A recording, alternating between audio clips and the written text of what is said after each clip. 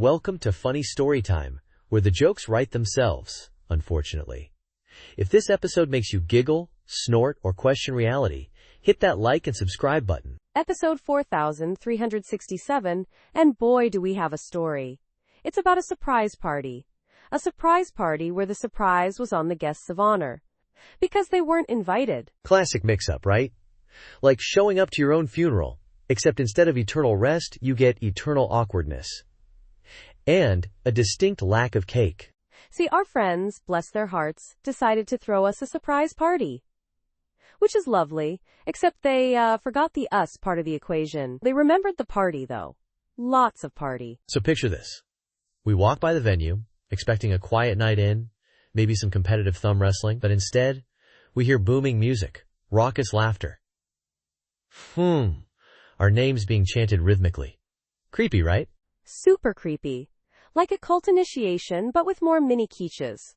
We peeked through the window, and there they all were, living their best lives, celebrating our absence, apparently. It was like they were mourning us, but with party hats. Someone even gave a heartfelt speech about how much they missed us, while simultaneously enjoying a giant slice of what I assume was our pie's birthday cake. I swear I saw someone wearing my favorite sweater. Like, are you celebrating my absence or looting my closet? Pick a lane, people. It was surreal. We debated crashing the party, demanding our presence, and asserting our right to exist. But then we realized, free food and drinks? No obligations? Best non-party ever. We ordered a pizza, went home, and watched them through the window with binoculars. It was way more entertaining than any surprise party could ever be. Plus, no awkward small talk. They eventually realized we weren't there. The music stopped. The laughter died. It was like a horror movie. We waved. They looked confused. We ate pizza. It was perfect. The next day, they apologized profusely, claiming they misplaced the invitations. Misplaced them in another dimension, maybe.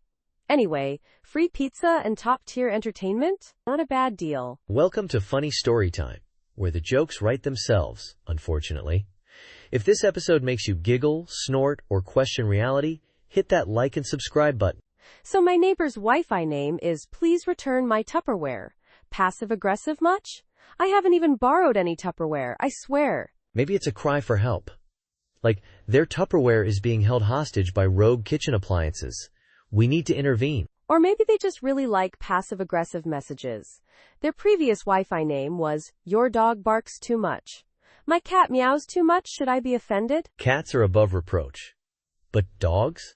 They're basically furry complaint generators. I once saw a dog complain about the quality of its chew toy on Yelp. My neighbor also had Stop Stealing My Newspapers as their Wi-Fi name. I think they just enjoy broadcasting their grievances to the entire neighborhood. It's performance art, really. We should start a counteroffensive. Change your Wi-Fi name to Your Passive Aggression is Showing. Subtle, yet effective. Even better, I only borrowed one spoon. Or maybe the Tupperware was empty anyway. Let's escalate this digital drama. Ooh, I like where your head's at. My cat says hi to your dog. Then we release a flock of carrier pigeons with tiny scrolls attached, detailing our side of the story. Perfect. Then we set up a projector in the living room and project a live stream of us dramatically reading bad poetry onto their house. That'll show them. Only if the bad poetry is about Tupperware. And pigeons. And the existential dread of neighborhood disputes. Naturally. It'll be a masterpiece.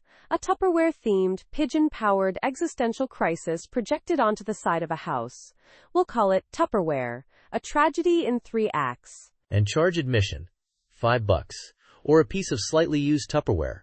We'll finally get that Tupperware back, one way or another. Less than / person 1 greater than.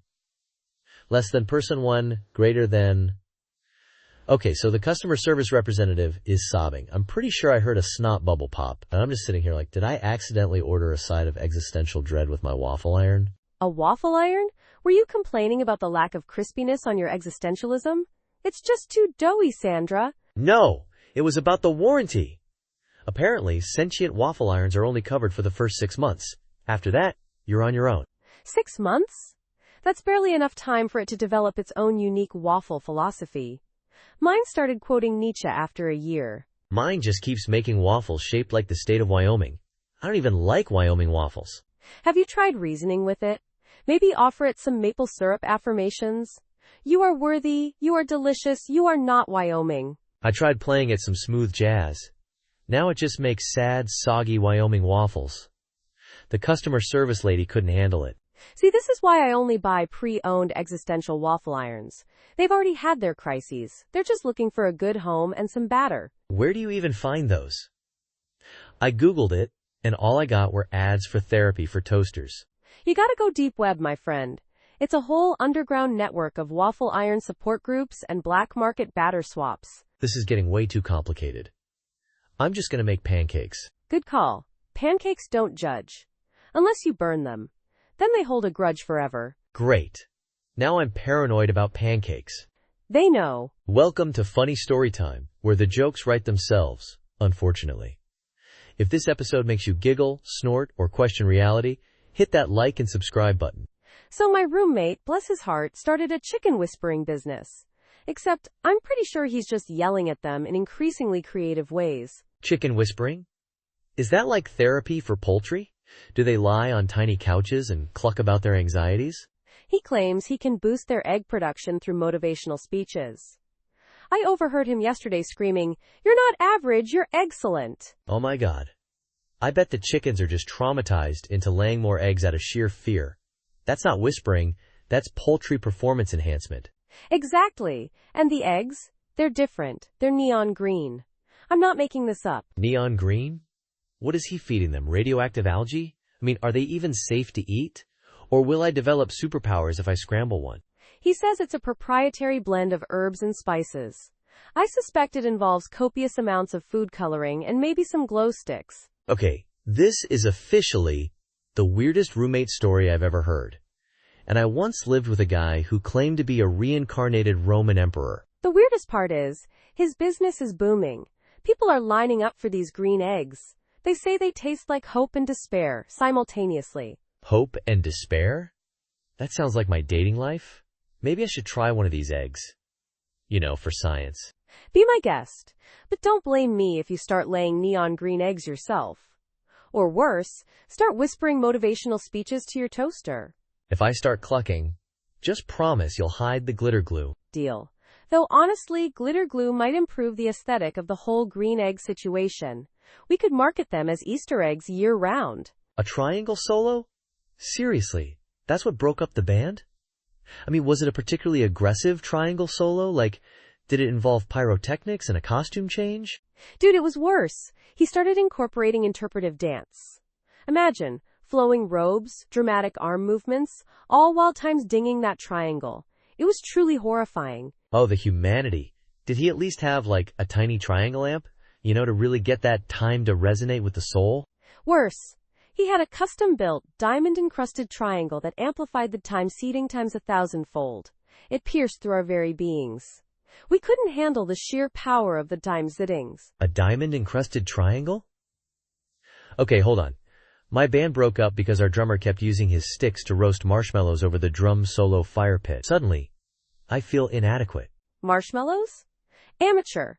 Our triangle player demanded only the finest Swiss Gruyere to be melted by the sonic vibrations of his triangle during his solos. It was absurd. Swiss Gruyere? Now I'm just jealous. We couldn't even afford regular marshmallows. We were using those weird off-brand ones shaped like packing peanuts. The smell. The sheer ding-induced aroma of melted Gruyere, it haunted us for weeks. It was the final ding that broke the camel's back, so to speak. I bet. The lingering times and Gruyere combo. A potent mix. I can almost smell it now. Or maybe that's just the packing peanut marshmallows from last Tuesday's practice. It was like a sonic cheese grater, grating away at our sanity. We just couldn't take the asterisk ding times anymore. I can only imagine. The time ding, time jin. It's a powerful thing. You have no idea.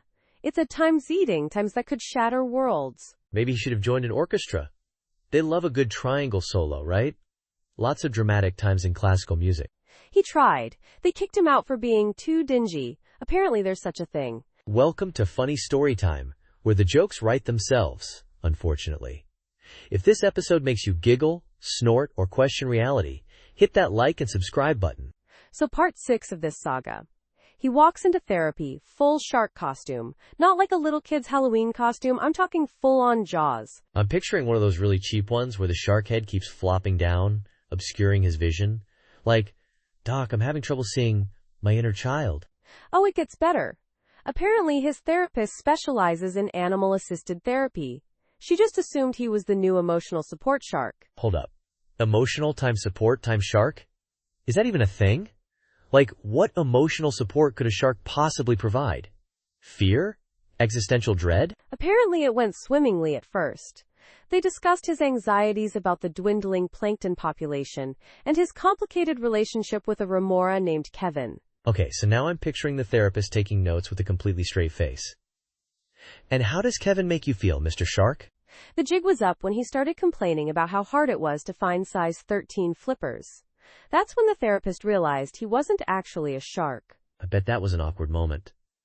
So, Steve, about those flippers? Steve just shrugged and said, "A guy's gotta express himself, right?" Then he tried to bite the receptionist on the way out. Classic Steve. Never change, Steve. Never change. They say therapy's about facing your fears, but maybe Steve took it a bit too literally. I mean, who isn't afraid of a dude in a shark suit? Honestly, if I walked into therapy and saw a guy in a full shark costume, I'd probably feel validated. My problems suddenly wouldn't seem so bad. At least I'm not that guy. Right? Silver linings, people. Silver linings. Ghosted so hard my phone started playing sad trombone noises every time I unlocked it. It even suggested I download a dating app for pigeons, just to feel something again. Mine was worse. My phone projected a hologram of my ghost just to make sure I wasn't forgetting what loneliness felt like. Pretty thoughtful, but also mildly haunting. My smart fridge started stocking up on ice cream and tissues. It even rearranged the magnets into a frowny face. Emotional support appliance? Or a judgmental roommate? Jury's still out. Oh, mine just started aggressively suggesting recipes for one. Like, single servings of casserole? Who hurts like that?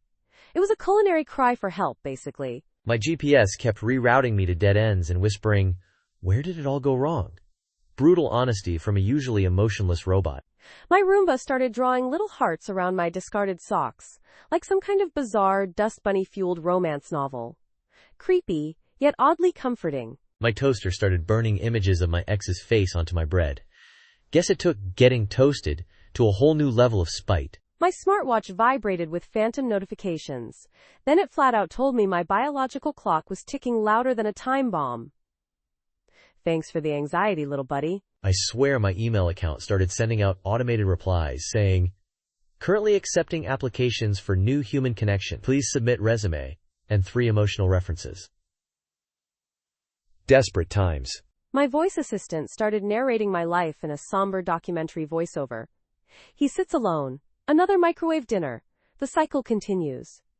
I unplugged her out of pure shame. My phone finally just gave up. It factory reset itself, changed its number, and moved to Canada. Said it needed some space. I can't even be mad. Mine hired a life coach. For itself. I walked in on it having a motivational session with a motivational cat poster on YouTube. I think I need a life coach now. Wait, they broke up over a road trip playlist? That's more shallow than a kiddie pool in the Sahara. I mean, couldn't they just, use headphones?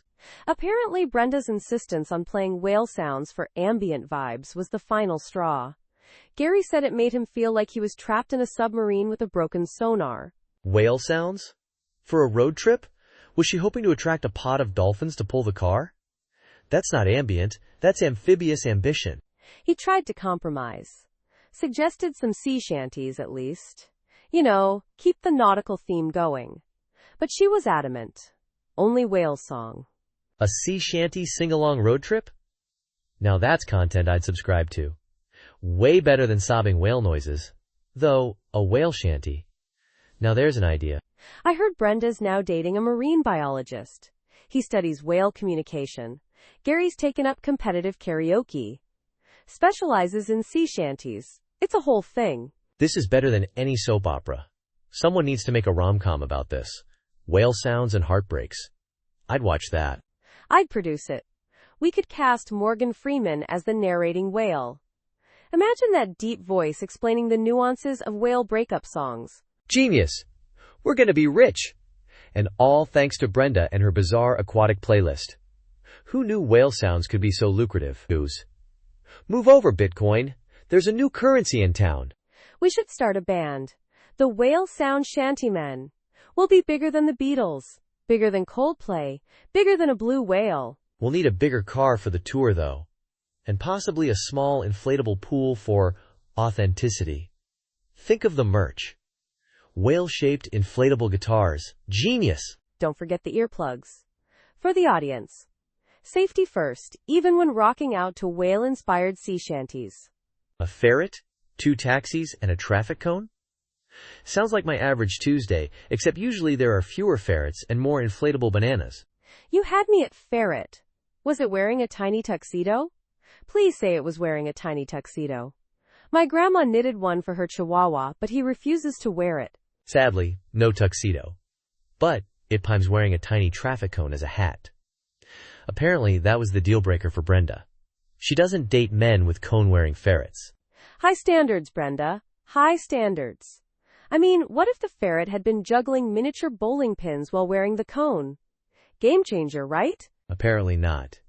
She jumped into the first taxi, leaving the ferret and me to hail a second. Which is why I ended up sharing a cab with a ferret wearing a traffic cone. 5 stars. Would recommend. Did the ferret at least pay its share? Ferret fares can be extortionate these days, especially with surge pricing. It tried to pay with lint and belly button fluff. The driver was not amused. I had to cover its fare, plus tip. Turns out ferrets are terrible tippers. They're notoriously bad with money. Always investing in pyramid schemes involving tiny acorns and stolen shoelaces.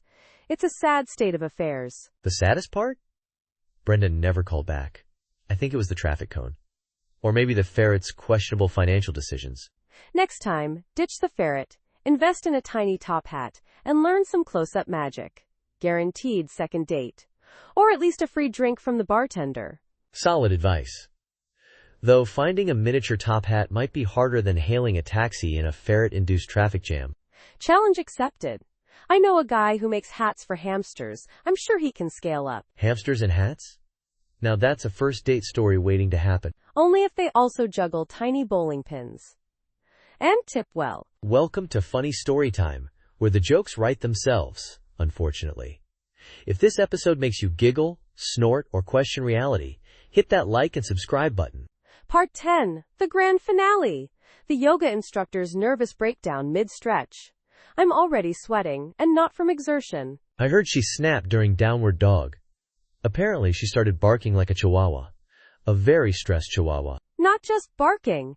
She started demanding everyone pay her in dog biscuits. Organic, gluten-free dog biscuits, mind you. Oh, so fancy. My chihuahua accepts generic brand kibble. He has no standards. Unlike this yoga instructor, apparently. Well, she was holding Warrior 2 for an unusually long time. I read somewhere that holding a yoga pose for more than 45 minutes can induce temporary insanity. 45 minutes? My attention span taps out after 45 seconds. Especially if someone's chanting in Sanskrit. The chanting was the trigger. She thought they were summoning a demon to steal her perfect Lululemon leggings. Makes sense. Those things are expensive. Demonic possession seems like a reasonable fear in that context. Then she tried to climb the studio wall, claiming she was a prancing gecko ascending to enlightenment. It was a Tuesday. Tuesdays are tough. I once had a breakdown on a Tuesday because I ran out of mayonnaise. Existential dread is real, people. I bet the class was in Shavasana by then, just pretending to be corpses while chaos reigned. Savasana is my favorite yoga pose. Mainly because it involves lying down and doing nothing. Peak relaxation. The best part? They say she's back teaching next week, but now the class is called Chaotic Flow. Embrace your inner chihuahua. I'm signing up. Finally, a yoga class that understands me. Less than person one greater than welcome to Funny Story Time, where the jokes write themselves, unfortunately. If this episode makes you giggle, snort, or question reality, hit that like and subscribe button. Part 11 of 10? Is this some kind of emotional overtime? My crush from 3rd grade still owes me back pay. Right? Unpaid emotional internships. They get you doing all the work. The agonizing over text messages, the obsessive social media stalking, The crafting of the perfect mixtape that never gets heard. It's exploitation, pure and simple. I demand compensation in the form of cuddles. cuddles. I'm holding out for a corner office in their heart, with a window view of their soul. And a dental plan. You're aiming high. My last crush offered me a complimentary "it's not you, it's me" speech. I'm still using it as a coaster. Ooh, fancy. Mine just ghosted me after I baked him a life-size cake of himself. It was carrot cake, his favorite, allegedly. Allegedly. Key word. You probably misread the tea leaves. Or maybe his astrological chart indicated a temporary lactose intolerance to affection. That's it. I should have consulted his birth chart. I blame Mercury retrograde. And Pinterest. Always blame Pinterest. And Big Cake. They're in cahoots. They're manipulating our emotions, controlling our ovens. It's a conspiracy. We need to expose them. We'll write a strongly worded letter to the Cake Council. And CC the celestial governing body, just to be safe. Perfect. Meanwhile, I'm off to LinkedIn to update my emotional internship experience.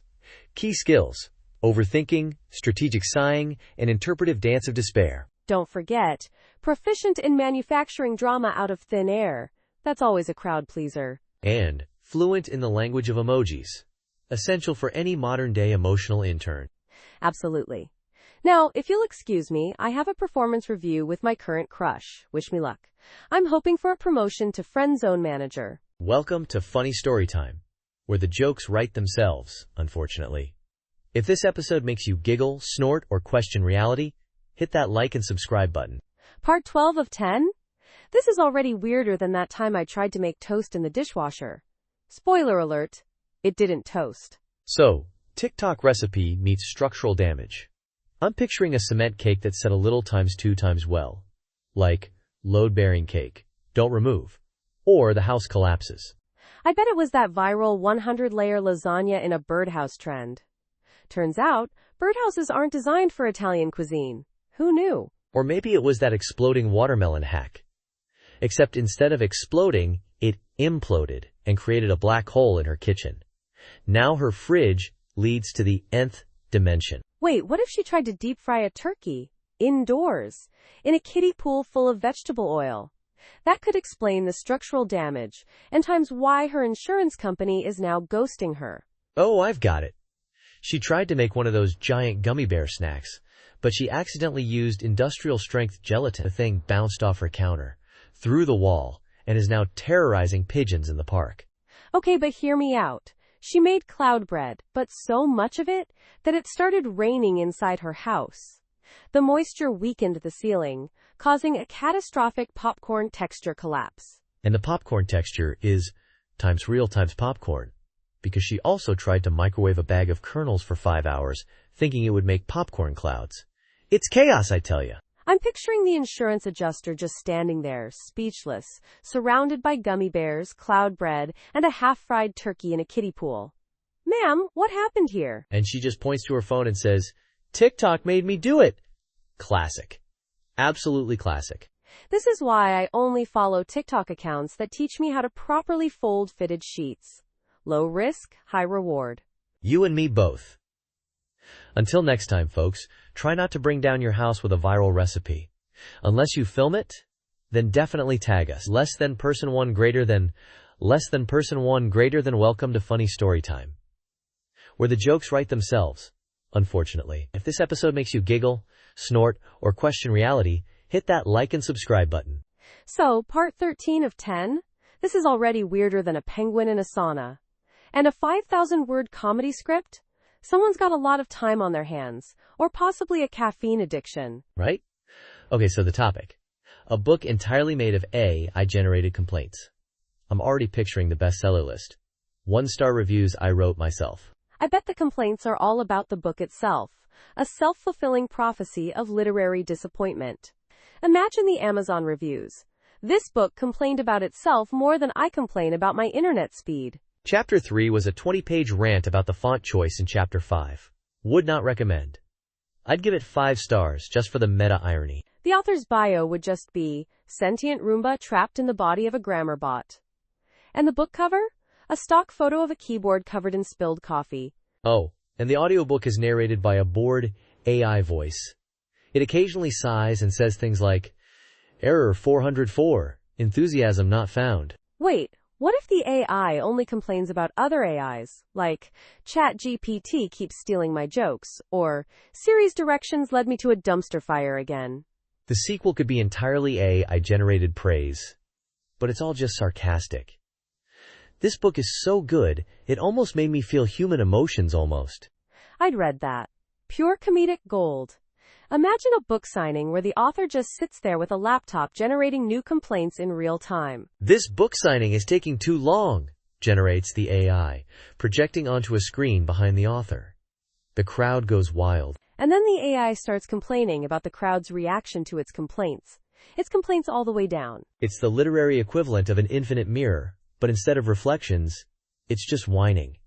Genius. Less than person one greater than welcome to Funny Story Time, where the jokes write themselves, unfortunately. If this episode makes you giggle, snort, or question reality, hit that like and subscribe button. So NDAs in wedding vows. Is that like, I promise to love and cherish you, but if you spill the beans about my toe sock collection, you're toast? Worse. It's more like, what happens in Vegas, stays in Vegas, including this entire marriage. Imagine the gossip deprivation. The ultimate secret society of two. Although, I bet the divorce lawyers are drooling. Think of the billable hours deciphering those NDAs. Honey, I want a divorce. Sorry, can't disclose that information. It's classified. Pure comedic gold. And the therapy clause. Prenup for the mind. In sickness and in health, as long as that sickness isn't brought up in therapy. Imagine the therapist. So, how's the marriage? I plead the fifth. Talk about an unproductive session. I heard about a couple who had an escape clause tied to their favorite sports team losing the championship. True commitment. Oh, that's nothing. My cousin's vows included a clause about alien abduction. If one gets beamed up, the other's off the hook. Makes sense. Who needs earthly drama when you've got intergalactic custody battles to worry about? Exactly. These vows are getting wilder than a squirrel on espresso. What's next? A clause about mandatory karaoke nights? Don't even joke. I saw a prenup that stipulated the frequency of pineapple on pizza consumption. This is our future, people. It's the end times, disguised as a buffet of bizarre legal agreements. Pass the prenuptial parmesan, please. Oh, and don't forget the non-disclosure dipping sauce. We wouldn't want to violate any appetizer agreements, would we? Welcome to Funny Story Time, where the jokes write themselves, unfortunately. If this episode makes you giggle, snort, or question reality, hit that like and subscribe button. Episode 4367, part 15 out of 10? This is already weirder than that time I saw a squirrel wearing a tiny top hat, and it was playing the banjo. Sunglasses indoors? Classic move. It's the international symbol for, I'm not here, please don't make eye contact, especially not with your responsibilities. Exactly. It's like an invisibility cloak, but for adulting. Works every time. Well, except for that one time I tried it at the DMV. They made me take a vision test with the sunglasses on. Did you pass? I bet you aced it. Sunglasses probably enhanced your vision, allowing you to see into the future and predict the next available appointment, which is in 2042. Nope. Failed miserably. Turns out seeing isn't really required for driving anymore. Who knew? They let me off with a warning and a coupon for a free air freshener. Pine-scented? Pine-scented warnings are the future of law enforcement. Sir, you were going 90 and a 30. Please accept this evergreen-infused reprimand. Much more effective than a ticket. Way more effective. And refreshing. Imagine a courtroom where the judge throws potpourri at the guilty. Guilty of jaywalking! Take this lavender sachet and think about what you've done. I'm picturing a judge with a giant wicker basket full of potpourri. Sentencing would involve a complex algorithm based on scent intensity and floral arrangement. It's beautiful. It's the future of justice. And if the crime is particularly heinous, they bring out the cinnamon brooms. Nobody wants to get hit with a cinnamon broom. The ultimate deterrent. Forget lethal injection, we've got lethal potpourri. May he rest in pieces of dried flower petals. So back to the sunglasses. I'm convinced they're a portal to a dimension where bills don't exist and laundry folds itself. I'm just trying to figure out how to open the portal. I think it involves a complex series of head nods, interpretive dance, and whispering the secret password, "I'm not responsible for anything, ever." Let me know if it works. Will do. I'll pack my bags just in case. A dimension without laundry? Sign me up. Welcome to Funny Story Time, where the jokes write themselves, unfortunately. If this episode makes you giggle, snort, or question reality, hit that like and subscribe button. So, Funny Stories number 4367, part 16 out of 10? That's already messing with my head. And a 5,000-word script? We're gonna be here a while. Buckle up, Buttercup. This one's a doozy. A college mascot getting arrested at halftime? What could possibly go wrong? Apparently, everything. I'm picturing Bucky the Badger getting busted for scalping tickets. Or maybe the Stanford tree tripped over a cheerleader and got sued for assault. Worse. Way worse. Our sources say the mascot, a giant anthropomorphic artichoke named Artie, was apprehended for indecent exposure. Apparently, his leafy layers qualify as clothing. Or not. The debate rages on. An artichoke? Seriously? What college has an artichoke mascot? The Culinary Institute of Sautéed Vegetables? It gets weirder. Apparently, Artie was moonlighting as a stripper at a local vegetable-themed nightclub. He thought halftime was his other gig. The costume was surprisingly similar. Oh, the humanity. Or the artichoke-anity. Wait, how do you even strip as an artichoke? Do the leaves just fly off one by one? Is there a pole involved? So many questions. Witnesses say he was doing the leafy can-can, which is exactly what it sounds like. It was a botanical burlesque. And yes, there may have been a miniature maypole involved for artistic expression. Of course. I'm speechless. Truly. This story is spiraling faster than a rogue artichoke leaf in a windstorm. And we're only on part 16 out of 10? Just wait until we get to the part where the opposing team's mascot, a giant ear of corn, bails him out. They have a complicated history, apparently. I need a drink. Preferably something leafy and green. No, scratch that. Something strong. Very strong. We'll be right back after these messages from our sponsors. Artichoke Intimates. We've got you covered, leaf by leaf. This is going to haunt my dreams. Nightmares of giant, stripping artichokes. Send help. Welcome to Funny Story Time, where the jokes write themselves, unfortunately. If this episode makes you giggle, snort, or question reality, hit that like and subscribe button. So they replaced the fire drill alarm with elevator music. Honestly, I'm not even mad. It's an improvement. Right? Imagine flames licking at your heels, but you're grooving to smooth jazz. It's the apocalypse, but make it classy. I'd be more likely to grab a martini and a fire extinguisher. One last dance before we all become crispy critters, you know? Exactly. Plus, think of the property value boost. Fire-resistant and jazzy? Sign me up! It's the ultimate selling point. They should add a little dance floor in the stairwell. Evacuating, but also a conga line. Safety first, but rhythm a close second. I heard they're piloting a program where firefighters hand out tiny disco balls during an emergency. It's all about ambiance. Makes sense. Panic is so last season. Groovy evacuation is the new hotness. I'm calling it now. And imagine the fire drill practice. It's not a drill anymore, it's a rave, complete with glow sticks and questionable dance moves. I bet the fire marshal just stands there, nodding to the beat, secretly loving it. Probably started the whole thing. Oh, absolutely. He's probably DJing on the side. Fire Marshal Funky Flame, spinning the hottest tracks while the building burns. This next track is dedicated to all the sprinklers out there, keeping it cool. Literally. Time drops the beat. And the insurance companies are baffled. Arson rates are down, but everyone's inexplicably fabulous?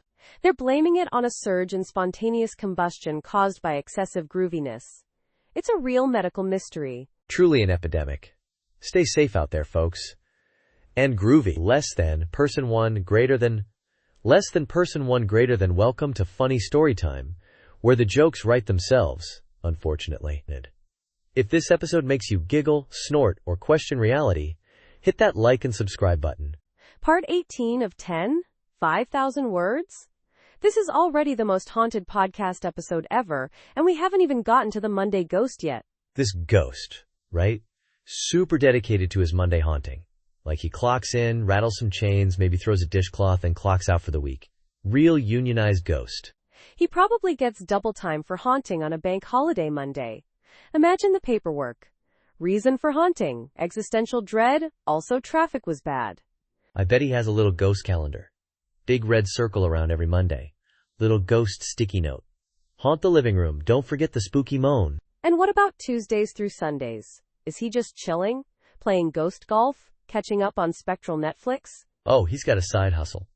Tuesday is pottery class. Wednesday he volunteers at the spectral soup kitchen. Thursdays, competitive ghost staring contests. You know, the usual. Makes sense. Can't be easy maintaining a haunting schedule and a social life. My grandma had the same problem, but she was alive and just really liked bingo. My theory is the ghost only haunts on Mondays because he hates the start of the work week. It's his form of protest. Boo! Another Monday! Maybe we should start a support group for him. Mondays Anonymous, for ghosts who just can't. We could have little ghost-themed stress balls and miniature ectoplasmic scream therapy sessions. The tagline, getting booed out of your Monday blues. I'm in. We'll be millionaires. Or, billionaires in ghost money. Which is probably just Monopoly money they stole from a seance. Monopoly money and existential dread. Sounds like my kind of Monday. Less than person one greater than welcome to funny story time, where the jokes write themselves, unfortunately. If this episode makes you giggle, snort, or question reality, hit that like and subscribe button. So, 90% memes, 10% lawsuits. That's a balanced diet, right? Like, the memes are the fiber and the lawsuits are the iron? I don't know. I'm not a lawyer nutritionist. It's more like the memes are the empty calories and the lawsuits are the sudden, agonizing stomach cramps. You know, the kind that make you regret everything you've ever eaten, including that gas station sushi. Oh, speaking of which, did you see Brenda's meme about the cat riding a Roomba while wearing a tiny lawyer wig? Classic Brenda.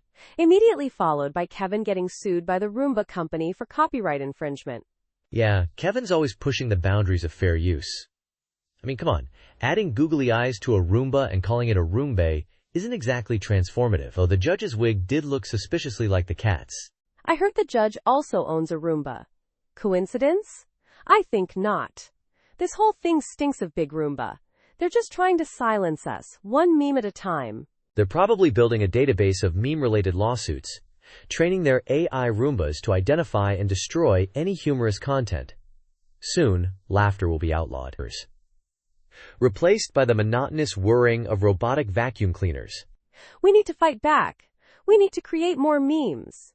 Memes so powerful, so hilarious, that they overload the Roomba mainframe and cause a global robot uprising. For the memes! I'm already working on one. It's a picture of a Roomba wearing a tiny judge's wig, riding a cat. It's called Roomba vs. Cat Tourney. I'm expecting a cease and desist any minute now. Genius. Pure genius. We'll flood the internet with it. They won't know what hit them. Just imagine the chaos. It'll be beautiful.